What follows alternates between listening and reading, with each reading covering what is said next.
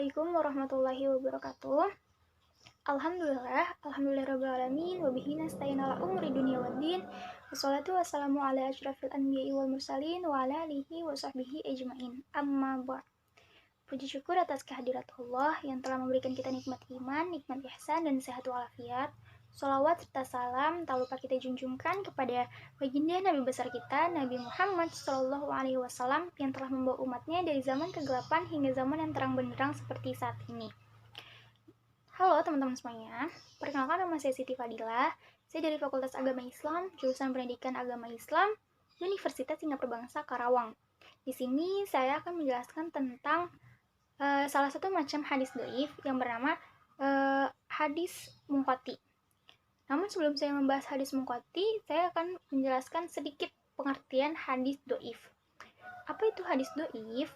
Hadis dhaif adalah setiap hadis yang tingkatannya berada di bawah hadis hasan atau tidak memenuhi syarat sebagai hadis hasan atau sahih. Ini disebut hadis dhaif. Dan hadis seperti ini beragam jenisnya. Langsung saja kita membahas tentang hadis munqati. Secara bahasa, hadis munqati ini berasal dari kata inqata'a yang artinya terputus. Sedangkan munqati artinya sesuatu yang terputus. Lalu secara istilah, hadis munqati ini terdapat dua perbedaan pendapat dari ulama ahli hadis. Yang pertama, sebagian ulama mengatakan dan berpendapat bahwa hadis munqati ini adalah hadis yang di dalam sanadnya terdapat satu orang rawi yang gugur sebelum sahabat dimanapun tempatnya, dengan syarat gugurnya rawi tidak lebih dari satu orang rawi secara berturut-turut, dan ini merupakan pendapat yang paling unggul. Lalu ada sebagian ulama lain yang mengatakan bahwa hadis munqati ini adalah hadis yang tidak tersambung sanadnya. Ini merupakan pendapat dari Al-Khatib dan Ibnu Abdul Bar dan lainnya. Lalu bagaimana contoh hadis munqati?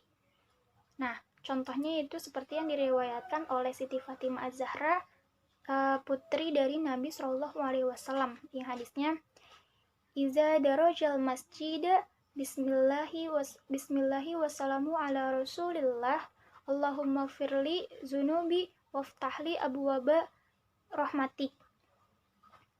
Wa iza kharajal qala Bismillahi wassalamu ala rasulillah Allahumma firli zunubi waftahli abwaba fadlik, yang artinya ketika Rasulullah memasuki masjid, beliau berdoa dengan menyebut nama Allah serta salam kepada Rasulullah, ya Allah ampunilah atas segala dosa-dosaku dan bukakanlah pintu-pintu rahmatmu.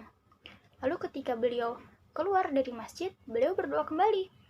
Berdoanya yaitu dengan menyebut nama Allah dan serta salam kepada Rasulullah, ya Allah ampunilah dosa-dosaku dan bukakanlah pintu-pintu karuniamu. Ini merupakan yang diriwayatkan oleh hadis Imam Ahmad dan Imam Ibnu Majah. Lalu sekarang kita telaah rawi-rawi yang terdapat pada hadis tersebut. Terdapat dua jalur sanad, yaitu Imam Ahmad dan Imam Ibnu Majah. Yang pertama, Imam Ahmad dari Abu Muawiyah dari Al-Laits dari Abdillah bin Abi Hasan, Abdillah bin Hasan. Lalu dari Siti Fatimah binti Husain, lalu dari Siti Fatimah Az-Zahra, lalu dari Nabi SAW. Lalu dari jalur yang kedua, yaitu dari Imam Ibnu Majah.